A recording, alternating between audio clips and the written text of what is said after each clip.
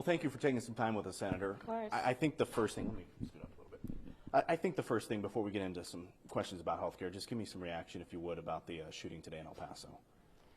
It's tragic, and you know, at some point we have to ask, can our country tolerate any more of this?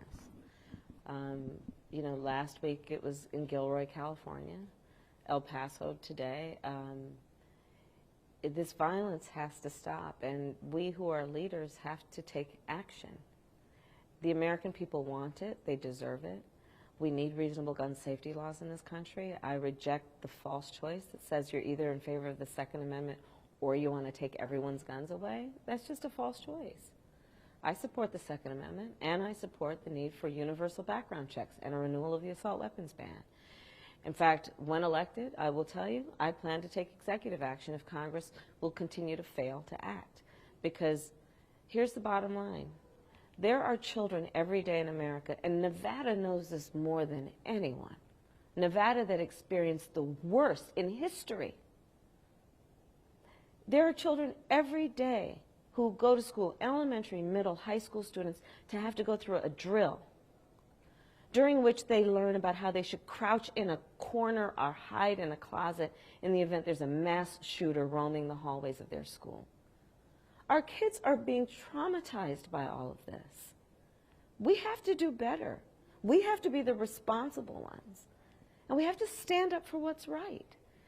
So, you know, I mean, it's awful. What the families are going through, can you imagine?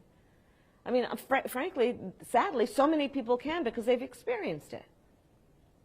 Knowing that there's a family member at a concert or at school or in a movie theater when the news breaks out about this mass shooting and wondering if their family member is alive. It's irresponsible. It's irresponsible that we don't take action. Let's talk a little bit about health care, Senator, if we may. Releasing a detailed plan this week. It falls somewhere in the middle between the Affordable Care Act now and Medicare-for-all. So just tell me about your decision to get to the middle ground where it's at. Yeah. So I came up with my own plan for Medicare-for-all, and frankly, it's because I've been traveling our country, and I've been listening to people. And they don't want us to take away their private insurance. And I heard that. I've been listening to our friends who are in labor and have negotiated for health benefits in a way that they've given up an increase in wages, and they don't want to lose what they've negotiated. And I heard that. And so I said, you know what, we're going to come up with our own plan. And it's a plan where, one, everyone is going to have access to health care and cost is not going to be a barrier. We're going to put everyone in our Medicare-for-all system. We're going to do a 10-year transition to get into it instead of the 4 years that the other Medicare plan is offering. I'm saying I am not going to tax middle-class families or increase the taxes on middle-class families who are making less than $100,000 a year as compared to the other plan, which is going to tax families making, those making up to $29,000 a year. And I'm saying, look, we have to also hold the insurance companies responsible because they keep jacking up premiums and copays and deductibles. And even people who have insurance can't afford to receive the health care they want because they know they'll be out of pocket $5,000. So our health care plan, our Medicare-for-all plan, experts have said will be the smartest and most effective way to get everyone under a plan where this is the bottom line.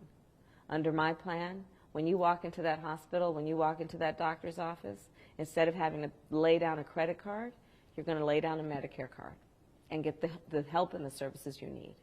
You mentioned price controls, trying to contain costs. 2 years ago, our legislature passed, at least on the insulin side, a transparency bill for drugs in the hopes that you start to work toward getting to that point. Yeah. At the federal level, what are some of those controls that would be put into place? How would you try to control the cost of health care? Yeah, so to your point, health care costs have been rising steadily over the years, in large part because of the pharmaceutical companies and the insurance companies. In fact, last year, the top 8 insurance and pharmaceutical companies profited $72 billion. $72 billion on the backs of American families. So part of my proposal is to say not only should there be transparency around what the pharmaceutical companies are charging versus the cost of those drugs, because, by the way, we already know you can go to Canada and for most of those drugs pay a third of the price at least. So they're selling it to other countries cheaper than they're selling it to American families. And the American government needs to give a control over that and say, wait a minute, we're going to protect our people. But it also has to be about bringing the insurance companies under control. Under my Medicare-for-all plan, it's going to be about saying, hey, no more deductibles, no more co-pays, no more jacking up the prices or making decisions about where somebody can go to receive their health care and what doctor they can see. No, the insurance companies are not going to be able to dictate that. What's in the best interest of that family will dictate where they go and where they can go to receive the care that they need. Under Republican governor, worth noting, but 5 years ago we were the first Republican state to take Medicaid expansion dollars. That could be in the projections into the early 2020s, could be into the $1 billion range. If that were to go away, what kind of a hit we would see on an $8.5 billion biennial budget? So it'd be a big chunk. Any idea how that would affect Medicaid expansion money? Would that be in jeopardy, or would this offset the need to have that? It would offset the need to have it, because it automatically folks in Medicaid are going to transition into my Medicare-for-all system. And automatically, when we put it in place, babies born are going to automatically come into our Medicare-for-all system. And, you know, almost 4 million babies a year are born in America.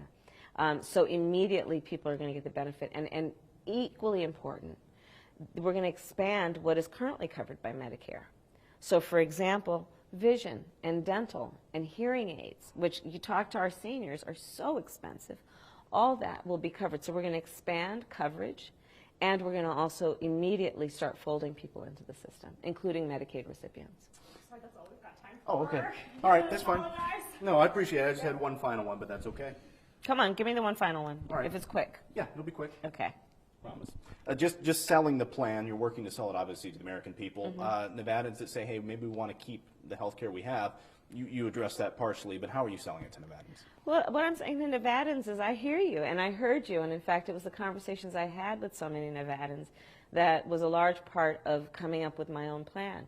Because I heard from people who said, hey, I want the option of having a private plan instead of only a public plan. And I heard that. And so under my plan, you do have that option.